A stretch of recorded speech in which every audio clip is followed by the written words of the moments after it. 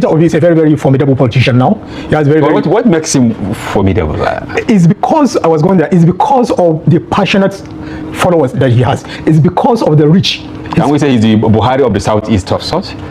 Yes, he's the Buhari. Because they say that, okay, exactly. Buhari, you know, he had his fanatic 12 million votes. Exactly. That come rain, come shine, exactly. They are there for him. Exactly. So the sentiment in Southeast, you know, is suggesting a Peter Obi presidency.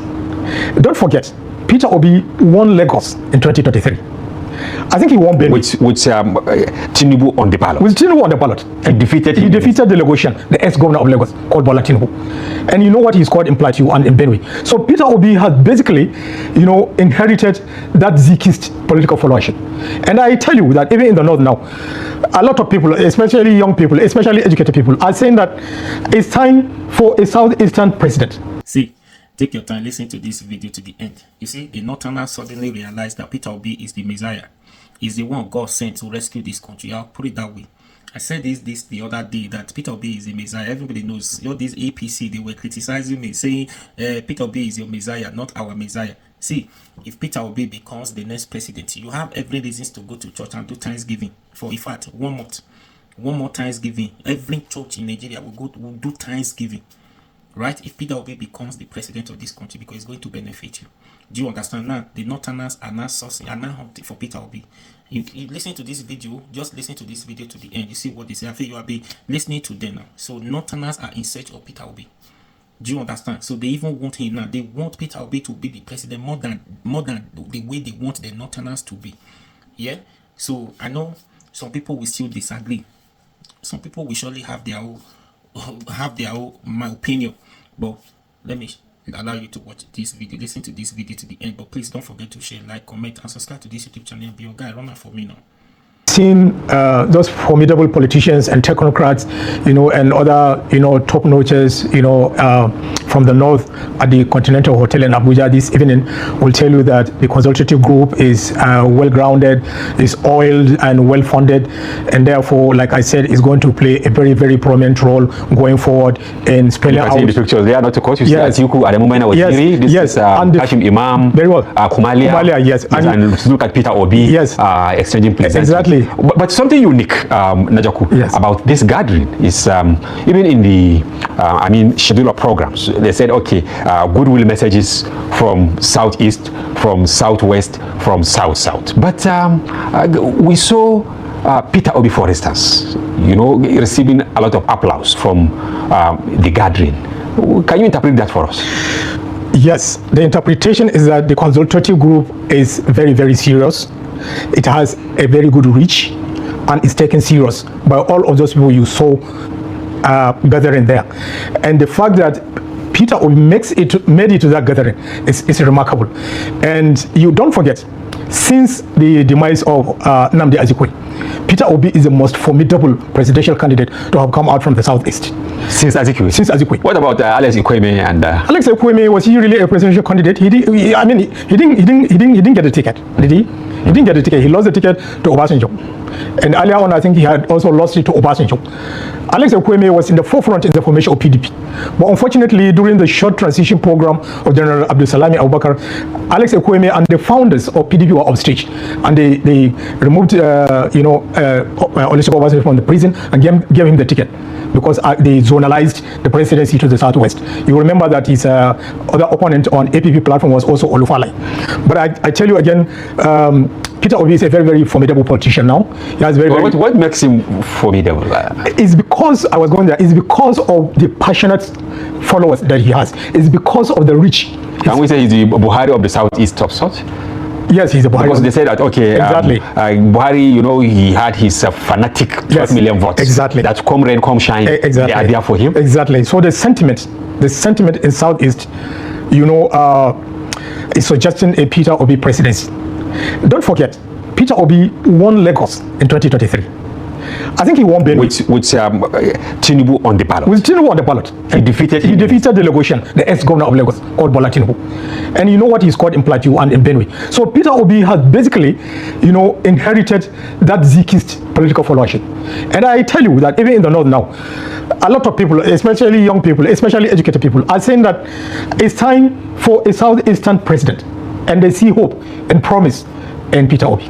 As a political analyst, that's why yes, his presence at this consultative group, even going to the extent of delivering a keynote address. Yes, a keynote address is something worldwide. And that's what I want to ask. How significant is that? What message are these people of northern extraction are sending to Tinubu and the APC? Very good question. I think the message to Tinubu is that minus him and his cabal, the entire country is against him. The northern politicians, the northern technocrats, and all those who gathered at Continental Hotel today understand something.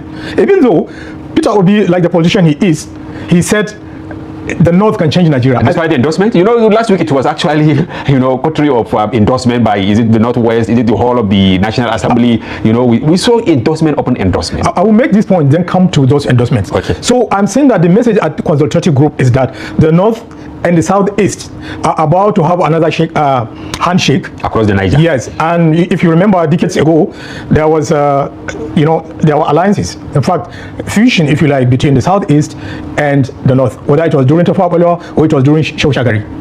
So the message is that the North and the Southeast are working together to unseat Tinubu. And because there is also another thought, just like Sule Lamido said, Tinubu is an emperor. So how do you remove an emperor? You use blood, toil, and tears to remove an emperor. And what it means is that in 2027, Tinubu might not accept being defeated. And who knows, the struggle to remove Tinubu might spill over into Onisha streets, Kaduna streets, Kano streets, Enugu streets, Owerri streets, and so on. You speak in the same tongue as Babachir Lawal, who said the endorsement is almost nothing. Even the governors, they should just find their feet. Yes, because you see, in the final analysis, Tinubu is coming face to face with the hungry people of Nigeria.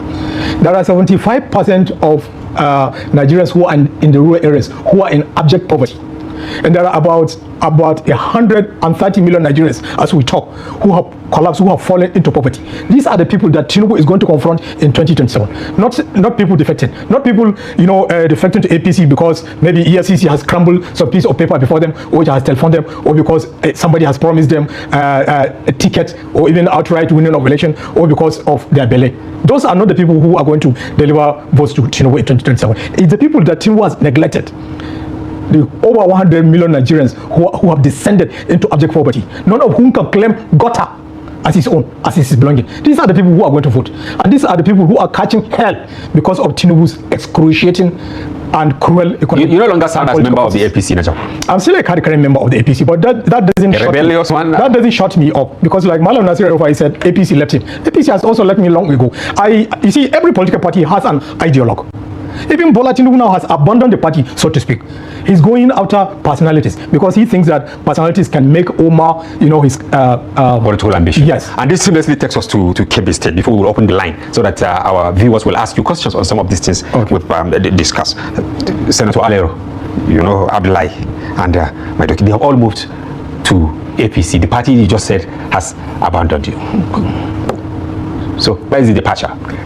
You see, I can tell you authoritatively that the people of Kebbi are singularly and severally disappointed with the defection of Senator Muhammad Adam Aliru, Dr. Abdullahi. I don't want to quote, but we saw a crowd. We saw a crowd. Is it the 1,000 naira per person crowd during the defection, even though they formally announced it here in Abuja?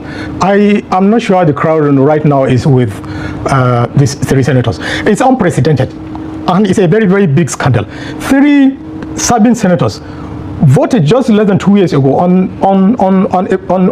People's Democratic Party platform because they had defected to that party from APC, and because APC had denied them level playing ground, to contest for whatever they wanted to contest, and that was why they went to PDP. And people regarded, what APC did to them as injustice, and that's why people gathered around them, people voted for them, people supported them, and now all of a sudden, inexplicably, they defect again from PDP to APC. I can tell you that people in Kebbi, they are boiling. People see it as a breach of trust. People see it as unjust, and people think that it might well spell doom for their political ambitions. Look at Senator Muhammad Adam Aliru. This could be his 5th term in the Senate. He's a formidable politician. So people are still asking, why did Aleru suddenly defect from PDP to APC? They said leadership. They said there's no leadership in PDP. And then they say because of also the leadership in APC. There's no leadership in APC. What leadership? You think it's non-sequential according to grammarians? Of course, when we don't have a reason, cogent reason. There is no cogent reason. There is no reasonable reason. Because if you say there is no leadership in PDP, you are a leader. Why don't you provide the leadership? And it's an irony because if you say there is no leadership in PDP and then you run to APC, you may also cause it leadership crisis. And look at Dr. Yahya Abdullahi. This was a lecturer at ABU, Ahmadu Bello University. Zaria. He was in the course, or if you like, the camp of people like Bala Usman. Then he came to Federal Civil Service. He was a powerful permanent secretary of Niger Delta Ministry. He had good records there, almost unblemished. And the people of Kebbi North rallied around him because this was a guy also who ran for primaries in the gubernatorial primary against the incumbent governor Nasir Idris. Yes. And they scored him 0. They scored him 0. Probably he didn't vote, for himself, right? Okay, and that was how he now crossed to PDP, and people, his followers followed him there, and they voted for him. And now this is the same Dr. Yahya that's now coming to APC, when, like I said, 75% of Nigerians in the rural areas are falling into poverty, and then 130 million Nigerians also crashing into poverty. And you can be sure 70 or 80% of these poor people are from the farmers. Some of them from Margungu itself, some of them from Aleru, many of them from Kebbi, some of them from Zuru area, where Garba Maidoki, the Greenhorn. I wanted to ask, yes, why do you think he too? Well, he just wanted to follow the crowd. He thought that Senator Adamu Aleru and Dr. Abdullahi were political oracles, and so since the oracle have moved, let me move.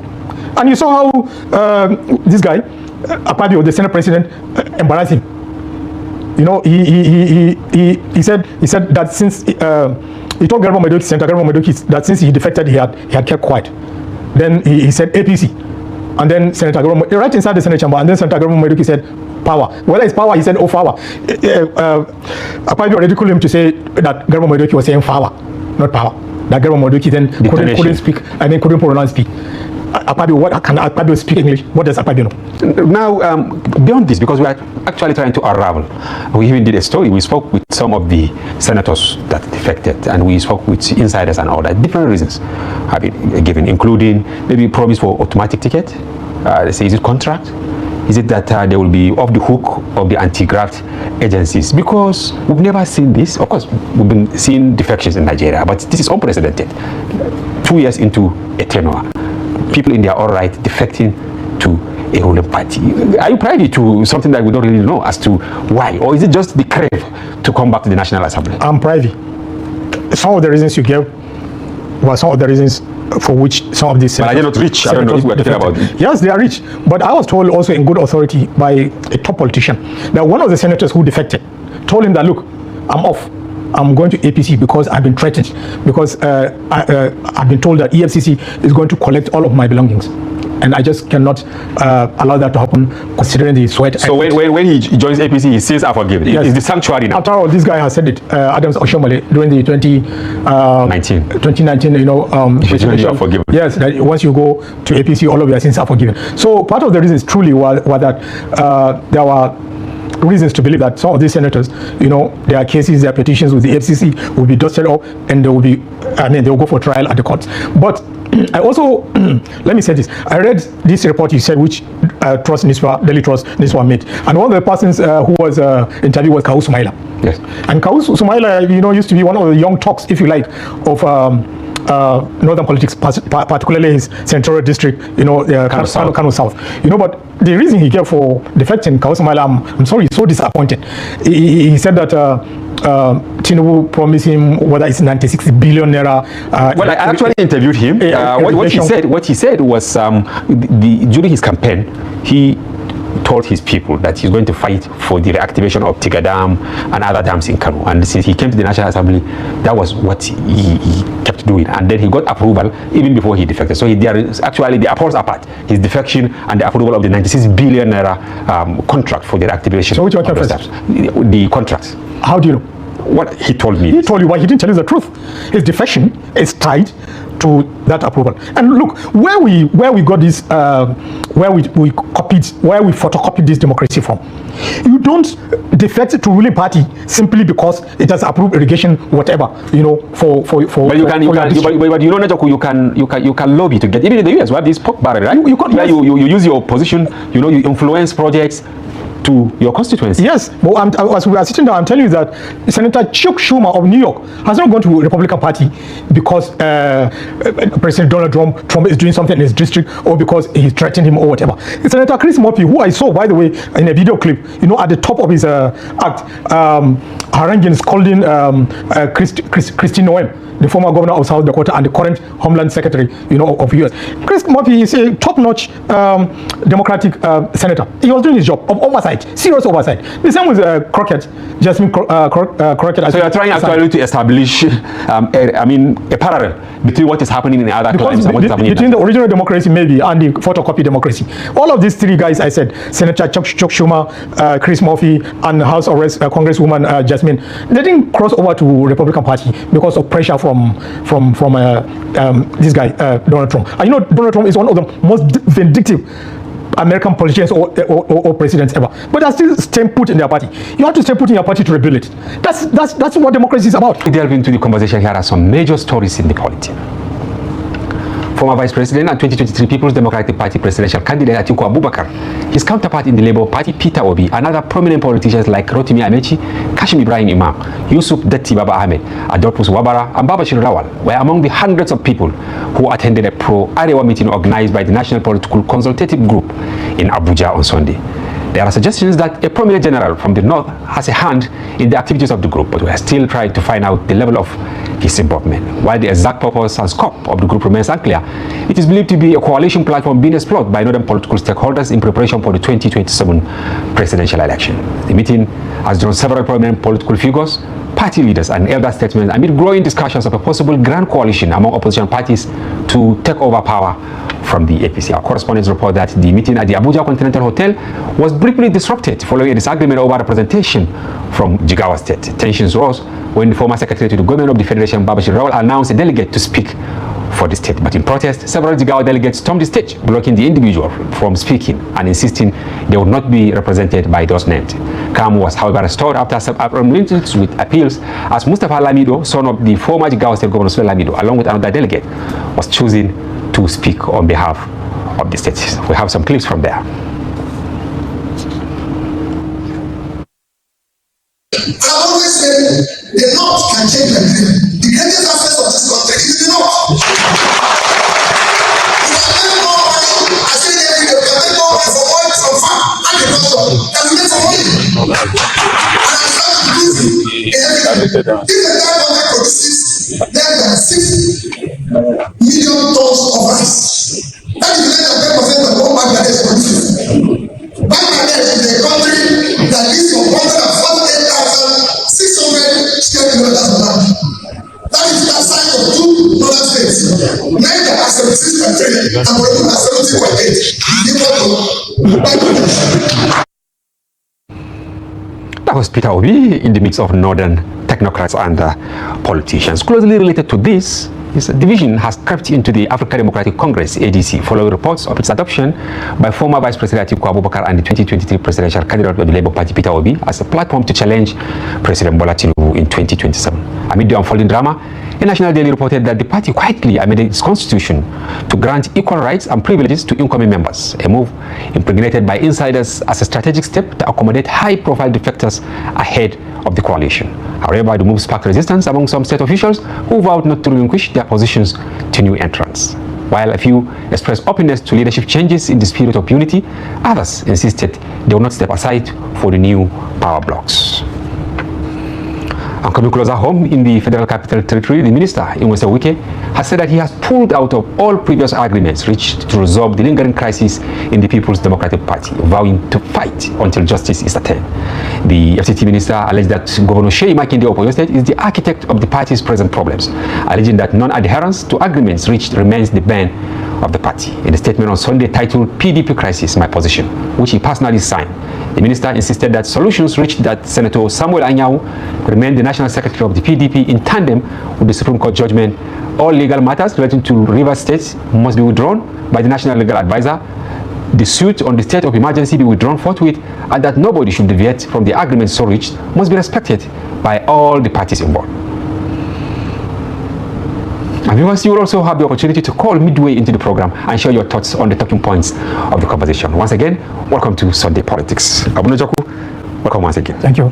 Maybe I should start with the last tidbit, because the first two tidbits, have to do with the major theme of our conversation. You can see Wike reeling out more conditionalities for PDP to have peace. Will PDP ever have peace? PDP will not have peace, because through the actions of Wike, PDP has basically been torn into shreds. You have to understand that Wike is a very, very Wike thirst for power, for political power, will never allow PDP to settle. So it beats, it makes me laugh when Wike says he will fight for justice. Which justice? Now, there have been insinuations that Wike will always have his way with the judiciary, this and that. So if Wike has his way with judiciary, why is he saying that his party should not, sue in court for the, against the emergency that was? But he said the court said, I know, even though that is untestable also. People believe that the Supreme Court left that exactly part, hanging, unsaid, neither here nor there. But he's saying, I think he has arrogated the explanation about that to himself by saying that Anyau must remain the National Secretary, and then all litigations should be withdrawn against Rivers State, and it's like he has shifted the blame to Makinde. From is it that Atiku has moved on? He believes that Atiku will not dissipate more energy to fight for the soul of the PDP. Very well, and therefore that has left him, as the last man standing, or if you like, now the de facto leader of PDP, and that's why he's now telling you that his next opponent is Makinde. I'm not so much, you see. What I don't understand is why Wike will insist that the PDP should not sue, over the emergency rule in so in a way he's being selective in what favors him. Yes. What favors him? And is it that maybe he's been threatened by Makinde? We saw Makinde's posters in Kano, in Bauchi, and other northern states, towards the end of last week. Maybe he wants to now ground him. I don't know, in a way. That's what I'm telling you, that he has now told you who his next opponent is. Now, if the impression is that Atiku has left the PDP for good, then Wike is telling you that the only threat to him now taking over the PDP completely is Makinde. And he said at the time, still last week, that if they want peace, they should cede, the presidential ticket to the South. Some people say that most likely, if they cede the ticket to the South, he will challenge Tinubu. But then a statement came somewhere that he said he will not challenge Tinubu. He will not challenge Tinubu. What all Wike is doing, there are two things Wike is doing. Number one, he wants to make sure the cost is clear for Tinubu, that PDP does not whatsoever interfere with Tinubu's governance or his re-election. And then on the other hand, he wants to continue to be the godfather in Rivers State. So he doesn't brook any interference in these two things. Invariably fighting the war from different fronts. But now let's move to the second of our tidbits. We were shocked. ADC has been there for a very, very long time, participated in different elections, no crisis. So some of us political reporters were appalled where we heard that now there is a friction within the ADC, which is being touted as the next platform for Atiku and Obi in the event they agreed to coalesce into a force. What is your take on this? Can we say that this one is also instigated from outside? Very well. Very well. You see, ADC has been a sleepy party. I recall that one of its presidential flag bearers, Pat Utomi. Yes, Pat Utomi. Yes. You understand? So since then, like I said, ADC has gone to sleep. But now, I think in the last election they didn't cross sixth position. Even in 2015, they were.